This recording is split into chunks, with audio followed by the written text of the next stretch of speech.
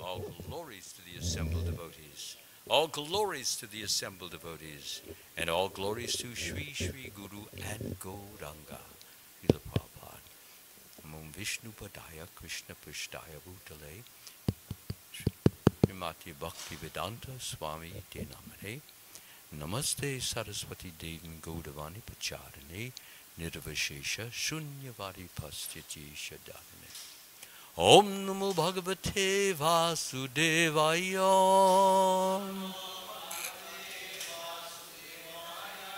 Om Namo Bhagavate Vasudevaya.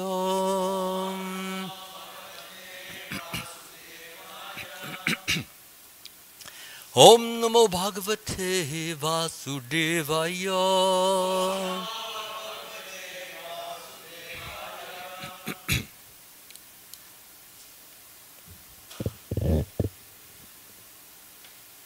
Reading from the Srimad Bhagavatam, Canto 1, Chapter 9, Verse number 1.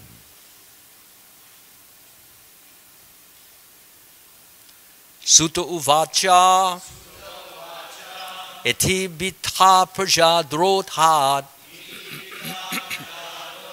Sarva Dharma Vivitsayam Tato Vinashanam Pragad Yatra Deva Vratopatat Sutta Uvacha Iti Bitha Praja Drodhat Sarva Dharma Vivitsaya Tato Vinashanam Pragad Yatra Deva Vratopatat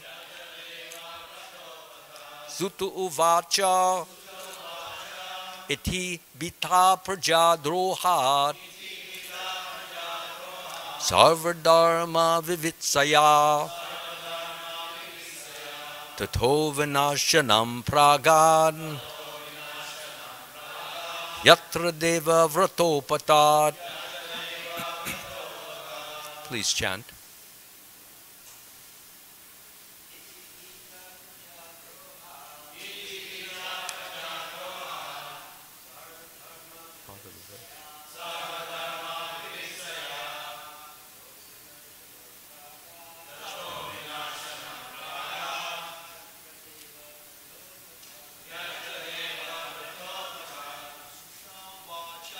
Sutta Uvacha Iti Bitha Praja Drohat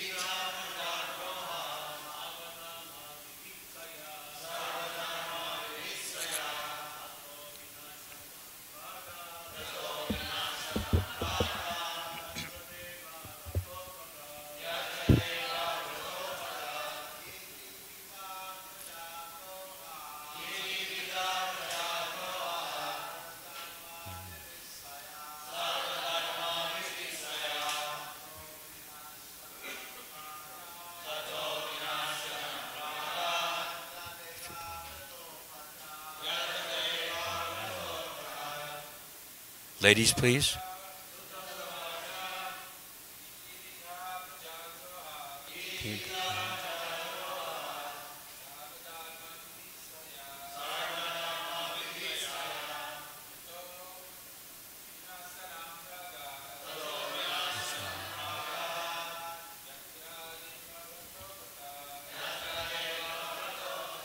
Ladies, please.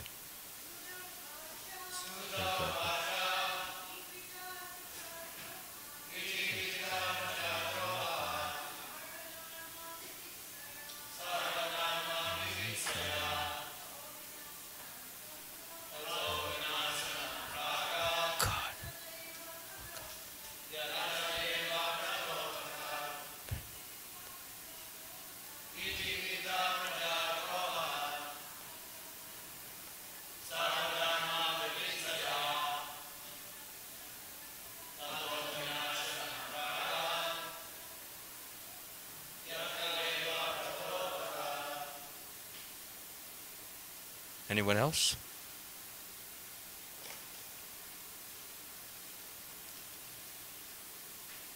Sutta Uvacha. Sri Sutta Goswami said,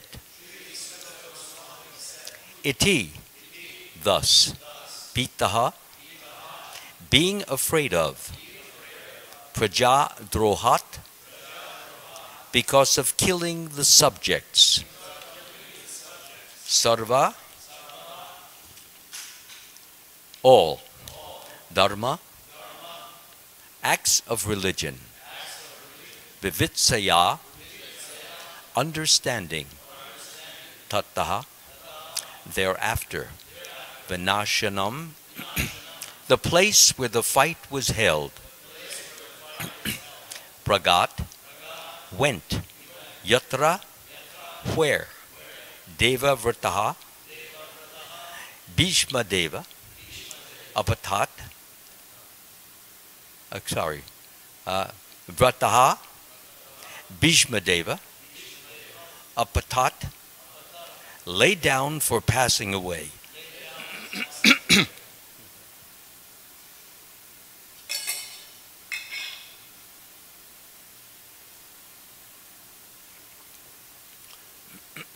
Thank you. Translation and purport by His Divine Grace, Srila Prabhupada. Sutta Goswami said, being afraid for having killed so many subjects on the battlefield of Kurukshetra,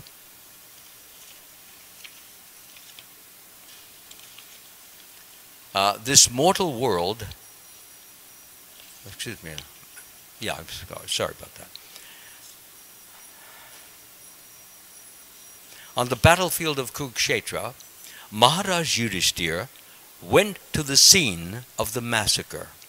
There Bhishma Dev was lying on a bed of arrows, about to pass away. Please repeat. Sutta Goswami said, being afraid for having killed so many subjects on the battlefield of Kurukshetra, Maharaj Yudhishthira went to the scene of the massacre. There, Bhishma Dev was lying on a bed of arrows, about to pass away. Purport by Srila Prabhupada. In this 9th chapter, as it is willed by Lord Sri Krishna, Bhishma Dev will impart instructions to King Yudhishthira on the subject of occupational duties. Bhishma Dev will also offer his last prayer to the Lord on the verge of passing away from this material world.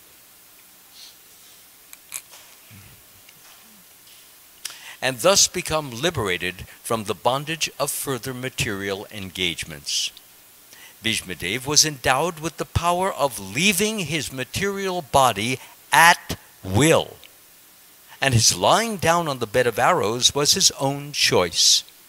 This passing away of the great warrior attracted the attention of all the contemporary elites, and all of them assembled there to show their feelings of love, respect, and affection for the great soul, Bhishma Dev. Omagyanat mirandasya kananjana shalakaya chakshur unmaritam yena tasmai shri guruve namaha. I was born in the darkness of ignorance, and my spiritual master opened my eyes with the torchlight of knowledge. I offer my humble obeisances unto his lotus feet. So I want to thank everyone here for attending this morning's talk. It's always a pleasure and a privilege for me to share these teachings, for in doing so, I feel it helps me to gain spiritual qualities and spiritual virtues in such service. So without you sitting here, then I have no service. And if you all get up now and walk out, then I'll have to talk to the wall, which is not what I want. So thank you again. It's a pleasure and a privilege, not to be taken lightly, for granted, or thoughtlessly. Devotees are very important, and if we try to serve them well, Krishna is pleased. And if Krishna is pleased, then not only is the devotee who's speaking well taken care of or blessed, but everyone all around, everywhere, who's listening or who's seeing this does too. Hare Krishna.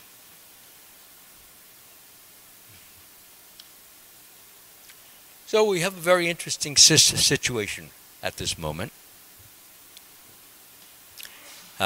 As we all know, the Yudhishthira is overwhelmed with the guilt of feeling responsibility, of responsible for the over 600 million warriors lying dead on the battlefield. That's a lot of warriors, a lot of dead bodies out there. A lot of burials have to be made. So he's feeling the brunt of it. He's feeling the pinch of it. He feels that he was responsible because he gave the okay. Of course, this is his humility. He's not at all responsible. Krishna himself arranged for the whole thing and wanted it to happen because, as he himself says in the Bhagavad Gita, whenever and wherever there is a decline in religious practice and a predominant rise of irreligion, at that time I descend to this world to deliver the pious and to annihilate the miscreants, as well as to re-establish the principles of religion. I myself appear millennium after millennium.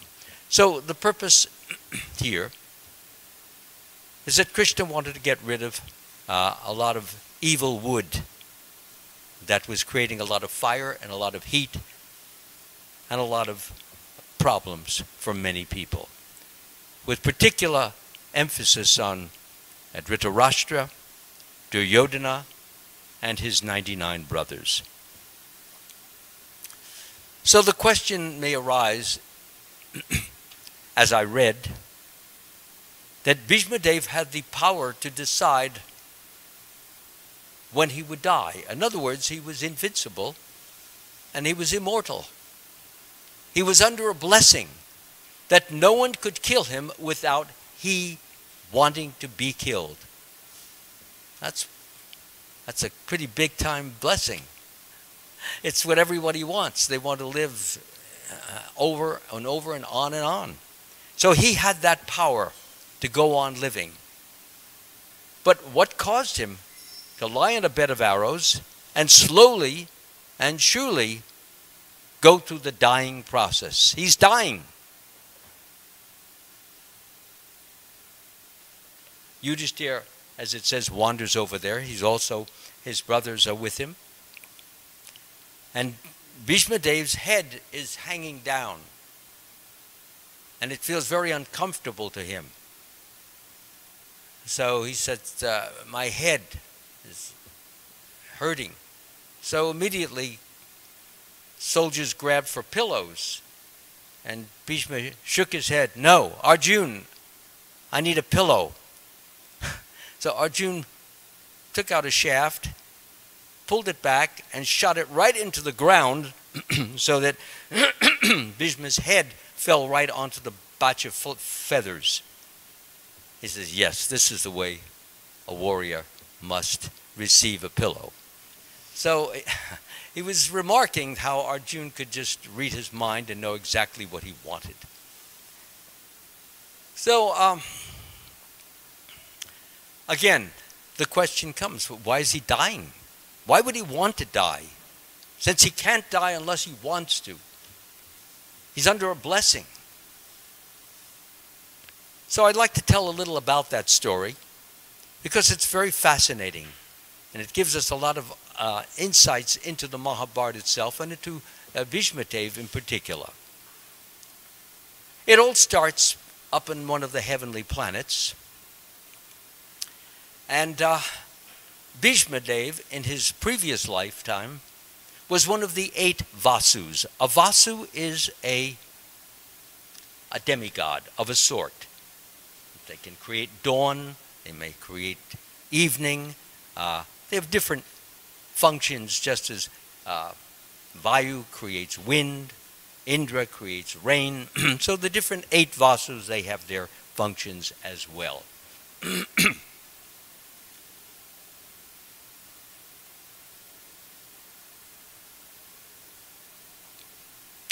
So Bhishma Dev was one of the 8 Vasus. And his name at that time was, anybody remember the name? You know her? Yeah? Pardon? I can't hear you. No, that was not, we're talking about when he was on the heavenly planet before. But yes, we will get to that, and that was his name at this point in time. So his name was Dew, okay? Just as the parents of Krishna. And they were also one of the Vasus.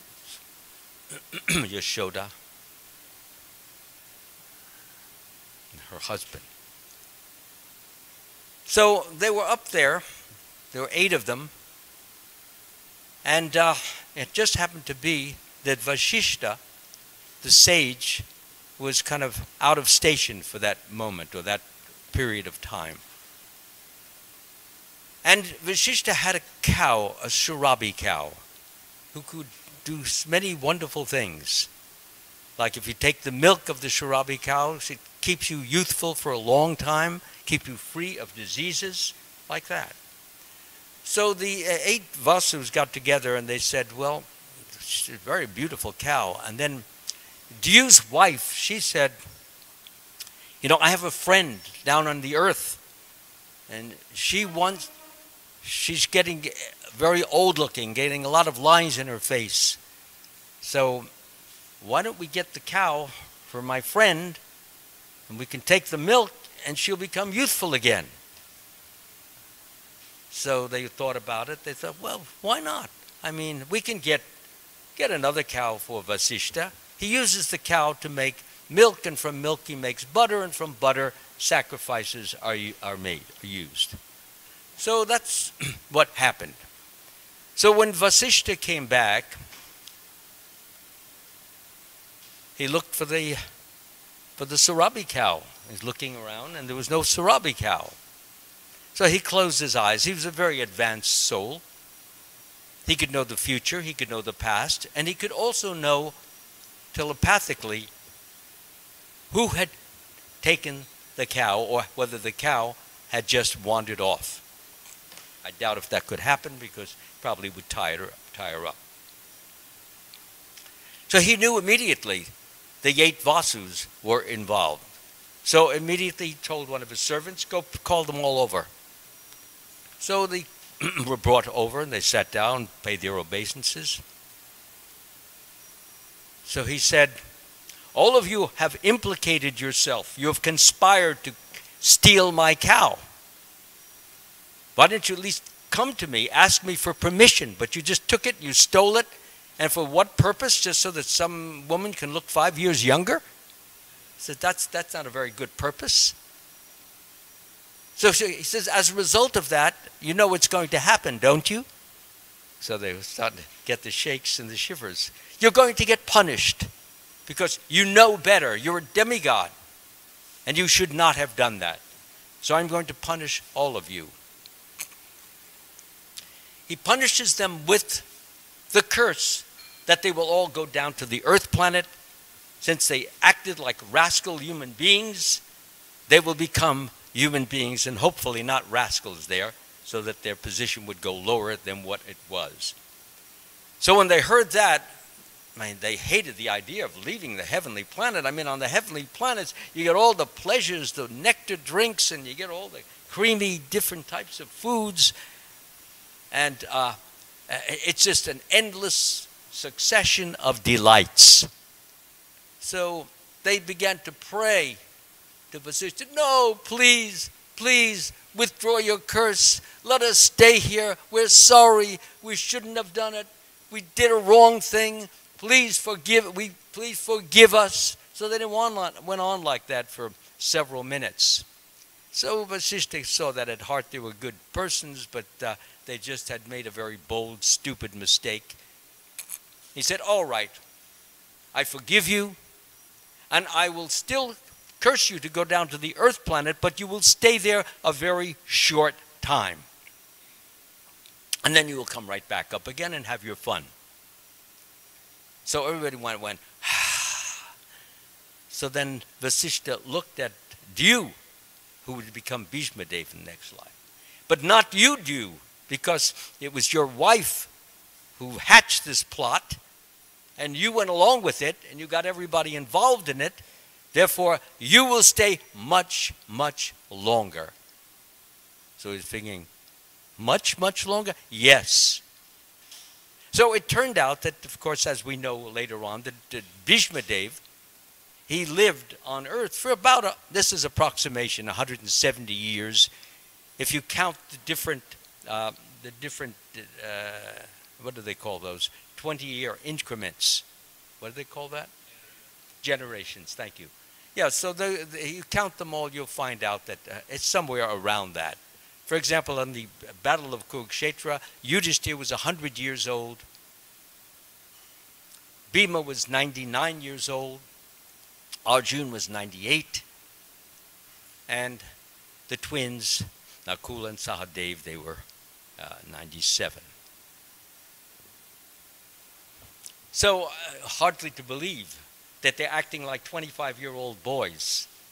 And Bhishma Dev, absolutely amazing. I mean, around 170 years, and he's racing around the field, killing not a few hundred, but thousands of people. Remember, there's 600 million people there. And he was wiping them out. He had the kind of power that if he charged up an arrow, and he said to the arrow, kill 100 over there, the arrow would be, he'd discharge it, and it would shoot out and it would multiply into hundreds of arrows. And the arrow would have the intelligence of the shooter. So that was just one example. And so he was literally mopping up the field.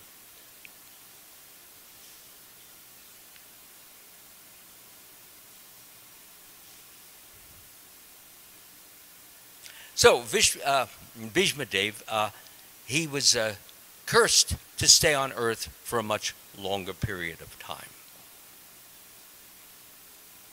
Now we flash forward to the current time. I should mention in this battle of Kurukshetra, we are now on the 10th day of the battle, for those of you who may not know that. It is an 18-day battle. So anyway, Bhishma Dev, he's lying there on the battlefield. So as we go back in time, we find out that at some point,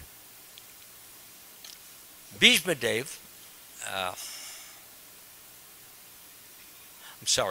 Bhishma Dev's father's name was Shantanu.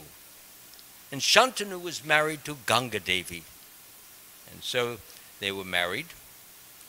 And they had actually 8 children. The first child that they had, Ganga took in her arms and marched out from the palace, out to the Ganga. There's like a platform, we see them, called a gazebo. And she went up on the gazebo, and behind her, Shantanu was walking and wondering, what is she doing with that baby? So she took the baby, raised it high in the air, and flung it into the Ganga, and it went flowing down, and of course it died. Well, Shantanu, he wanted to shout out and scream and stop her, but he had made a prenuptial agreement with her. Even they had prenups in those days. And the prenuptial agreement was he would never shout at her. He would never chastise her. And if he did, she would leave him. So he was very much in love with her and very much attached to her.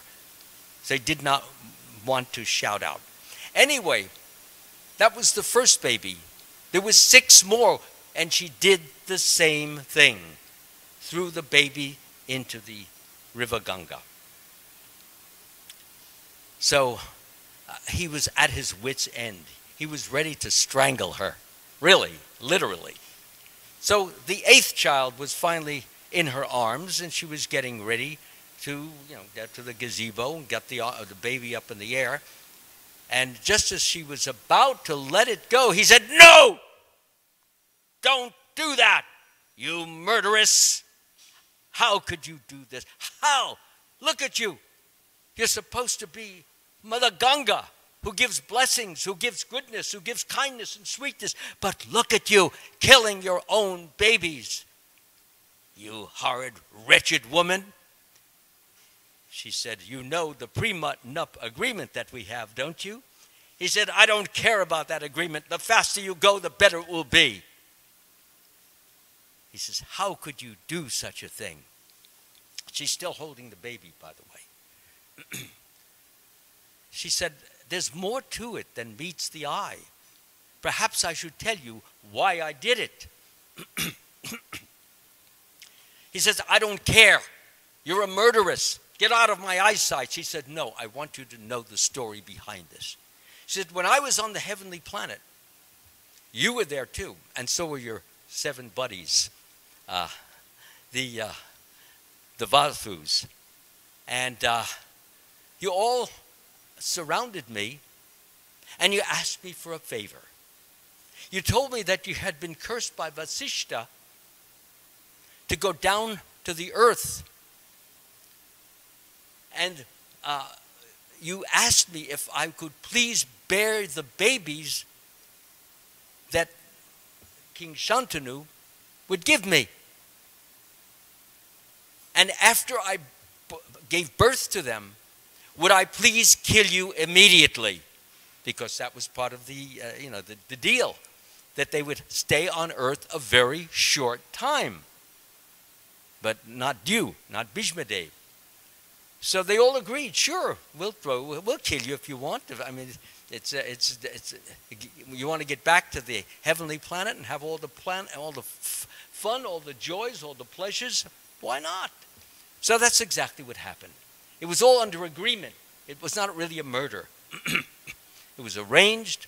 She agreed, he agreed, and so forth. So when he heard this, he was rather amazed. She had never told him that. He had never known that.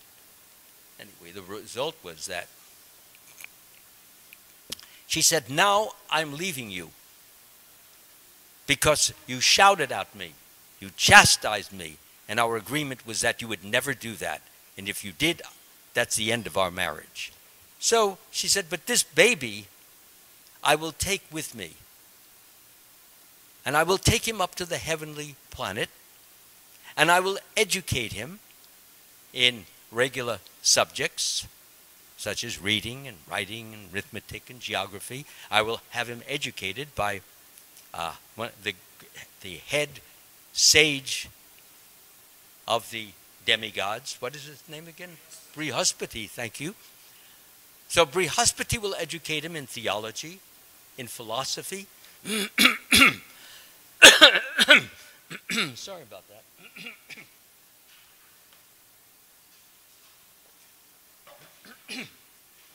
And astrology, astronomy, all the subjects, and statecraft, so that when I bring him back, he will be qualified to be the king of this country, Hastinapur. Whether he becomes the king or not is another matter, but he will be qualified. He will have all the abilities, all the capacities, all the knowledge that it takes to do that. Flash forward 15 years later, King Shantanu is walking along the shore of the, I believe it's the Ganga, and I'm not absolutely certain on that though, but I think it is. And what happens is that he sees the water, which is moving forward, suddenly halt and stop, like it's being dammed up. And he looks and walks forward and he sees there's a batch of arrows holding the water back. And he sees that there's a boy shooting arrows into the water, causing a dam to be created. So he walks over to the boy, who's very beautiful, very charming, has all good qualities and features. And as he moves toward him, the boy disappears. He says, what's going on? Where did he go? So several minutes later, the boy comes out of the water with a beautiful woman. Who else but Ganga Devi? Says, my wife, maybe she's going to return to me. No chance. Don't even harbor that idea. Anyway, she comes back and she said, I've raised your child. This is what did you say his name was? He said Devavrata. Yeah. So she says, this is your son. His name is Devavrata. And she told him all of his abilities, his qualities, what he could do. And she said, I'm leaving now. He's yours to assist in the running of this kingdom. So she left. She just disappeared. When King Shantanu saw his son, imagine you've been separated from this baby for 15 years, and now he's in front of you, and you're looking at him, and he's beautiful, he's lovable to look at, and he's got such talent. After all, he dammed up the whole Ganga. He said, who taught you how to do this? He said, well, my warrior guru, Parashuram, he taught me how to do it. He said, really? He said, wow, this kid's really got a lot of good stuff when it comes to warrior ability, shooting arrows. Anyway, they went back to the palace. So, after a little while, King Shantanu, having been reminded of his wife Ganga Devi, started to feel some loneliness. So he went out for a walk. And in the course of his walk, there was a beautiful maiden there who rowed boats. She used to row people across the river for her father. Her father was a fisherman. So he began talking to her, and her whole body was filled with perfume. You could even smell that perfume for a few miles away. It was a grace that she had received from Parasura Muni. And why did she get that grace? Well, she had been born in a fish body, and when she came out, her body had the odor of a fish. So no man wanted to go near her. No man would want to marry her. So anyway, they struck up a deal. She met Parasura Muni, and she asked, could you use your mystic powers to help me get rid of this terrible odor? And he said, yeah, no problem. Of course, she had to give something in return, which I won't get into. Anyway, the point is that she was very fragrant, had a very fragrant source, a scent, and the result of that was that as that it made her even more attractive. So he fell in love with her. He went to her father and said, I would like to marry your daughter. So he said, very nice, you're the king. I'm sure it would be a very good situation. He said, but there's one little problem. And he said, what is that? He said, well, you have a son. Your son is Bhishma Dev. And of course his name was Devavrata then. And he said, when you leave this world, the next king will be Devavrata. He's in line for it. He's your son. He said, that's right. He said, well, if you want to marry my daughter, then you will have to make the son of my daughter your next king. So Shantanu heard that. The first son of his daughter, the next king, Bhishma Dev was the most qualified person in the whole world to run that kingdom. And Shantanu felt that if he allowed this to happen, then the kingdom would suffer as a result of having a weaker, inexperienced, incompetent ruler. So he refused. He had to think of the welfare or the well-being of the entire kingdom.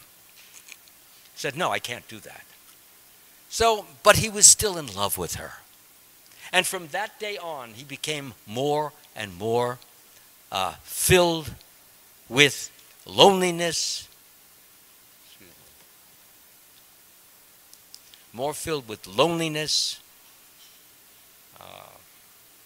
sadness, sorrow.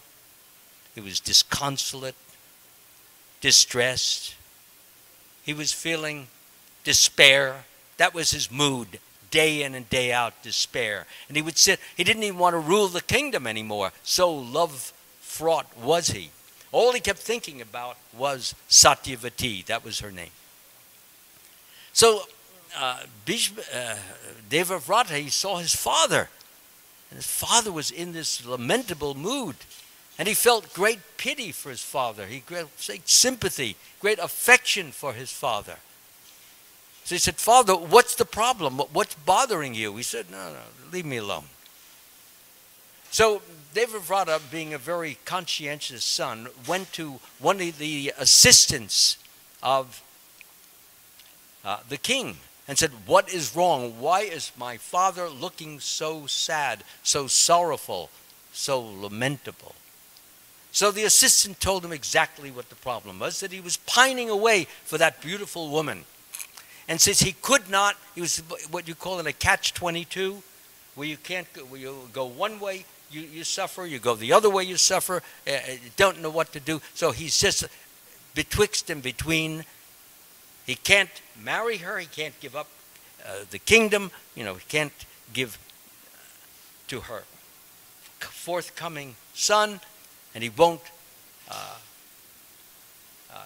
ignore, or he won't tell Devavrata, you can't be the king. So he found out what the problem was. So he went to the fisherman who was the father of this Satyavati, and he said, look, my father, my father, Shantanu, wants to marry your daughter, and you said that the only holdup was that you wanted the son of your daughter to be the next king. He said, no problem. I renounce my right to the throne. And your daughter's son will be the next king. He said, well, that's very wonderful. I appreciate that. Thank you very much. He said, but there's one more problem. He said, what is that? He said, if you get married and your wife has a son, she will lay claim to the throne because you had the right to the throne, but you gave it up. But that doesn't mean that your son, who's your heir, who is in line, if you had been the king, should not claim the king. So therefore, the kingdom will be in jeopardy as far as my daughter's son is concerned. So Bhishma Dev said, all right. In other words, what you're asking me to do is never get married, never have any sexual intercourse, have no children, so that the son of your daughter will be the king without interruption, without any hassle, without any trouble, without any problems. He said, yes. So he said, I swear here, I take this vow that I will never marry, and therefore the son of your daughter will be the next king. So at that time, the demigods, they all came down. They had heard this promise, this vow. And they all shouted. What did they shout? Bhishma, Bhishma, Bhishma, which means terrible vow. You have taken a terrible in the sense that it's mighty, it's incredible, it's amazing. Warriors generally don't take those kind of vows. They're fighters, they have families, etc.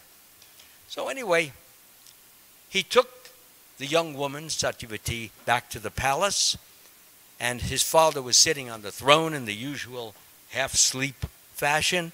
He's like this, and he says, Father, I have a little gift for you. So he opened his eyes, and he saw Satyavati. There she was. He could smell the fragrance. It was all over the place. He says, well, why you brought her here? He says, she's going to become your wife. He says, how can she? I refused to give the throne to her coming son. No, and he told him what happened. I resigned the throne, and also I plan to never get married. So father said, how could you do this? He said, if her son becomes the next king, the kingdom will be weakened and we can be overthrown. That was not a very good proposal. It was not a good promise. He said, but don't worry about it, Father.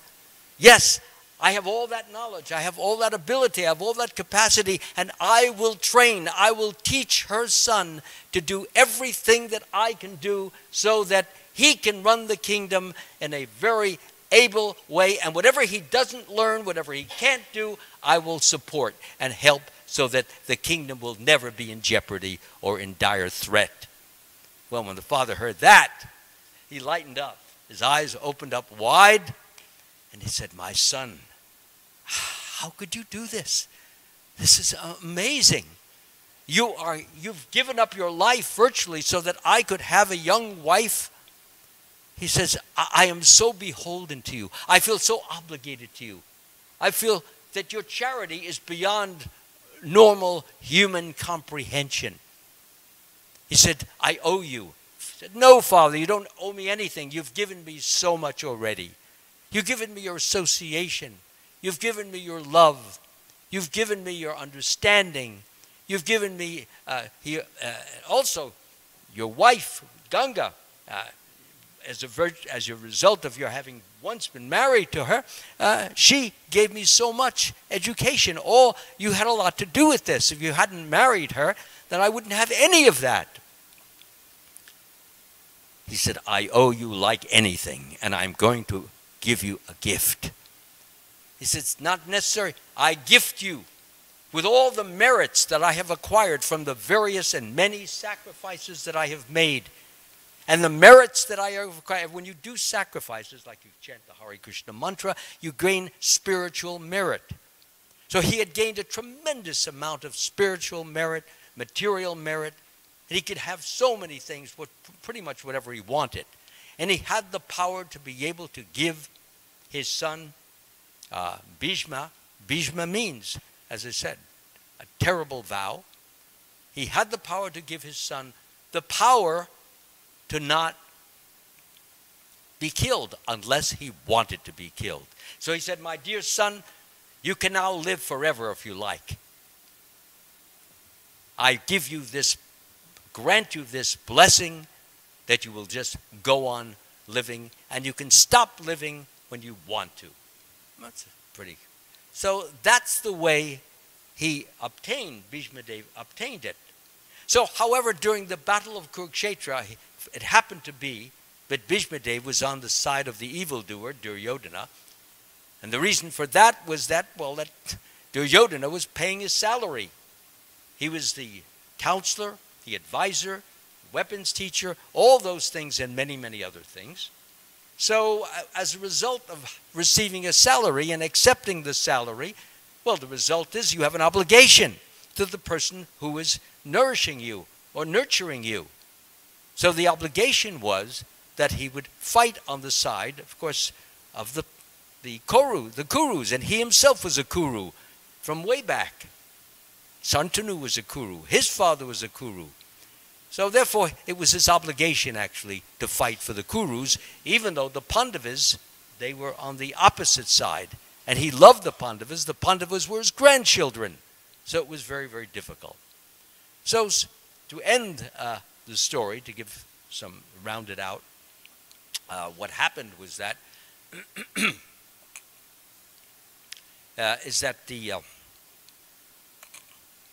so anyway, Bhishma Dev, he decided that as a result of all the crookedness, the criminality, the lying, the cheating, and all that, he was disgusted with it. He didn't want any more of it. He couldn't stand it. And he decided that the time is now to die. So nobody could shoot him by fair means. So the Pandavas had asked him, we can't kill you, but we want to kill you. We must kill you in order to win this war. What can we do? So Bhishma Dev told him what to do. He said that you have a warrior named Shikandim. Shikandim was born as a female, but through the blessing of a yaksha, he became a male. So when Arjun comes to fight me, put Shikandim in front of Arjun. I will never shoot arrows at a female. It goes against my warrior ethics. So that's what happened. The fight was going on. Arjuna was releasing arrows, and so was Shikandam. And Bhishma Dev was blocked by Arjuna had a shield of Shikandam around him, and the result was that Arjuna got so many arrows into Bhishma Dev's body that he looked like a pincushion, or he looked like a porcupine when it's scared. You ever see a porcupine scared? All those bristles go up. So that's what he looked like, and he fell down. He came off the chariot and fell down, and that's what we have here. So now we have the full story, as best as I could tell it in this short amount of time, of how Arjuna was able to kill Bhishma Dev. It was by Bhishma Dev's will. He agreed to be killed. Otherwise, there was no possibility of that happening. And one of the things that Krishna wanted is that although Krishna and Vyasadeva try to convince Bhishma Dev that he was not responsible for this war, that it was being done actually by the will of Krishna, and but he wouldn't believe it. So what Krishna decided is that Bhishma Dev would then confer with Yudhishthira and explain even further for hours and hours as to why he was not responsible, number one. And number two, he would explain to Yudhishthira all the various principles of managing or running or operating a government. And the Pandavas would hear that, and so many other soldiers would hear that. And that is the story of how Bhishma Dev. Now, why is he not dying now? He's got enough arrows in him. He's waiting for the sun to turn to the north, which is considered auspicious for warriors to die under, when the sun starts moving in the opposite direction. And when that happens, then it's considered auspicious, and then warriors choose to die then. So he's waiting for that, and during that waiting period, what is happening is that this discourse is going on between Bhishma Dev and Yudhishthira, who's telling him and explaining to him so many wonderful secrets, ideas, thoughts, and about managing the future government. Thank you very much. All glories to Srila Prabhupada Ki. Bhagavatam.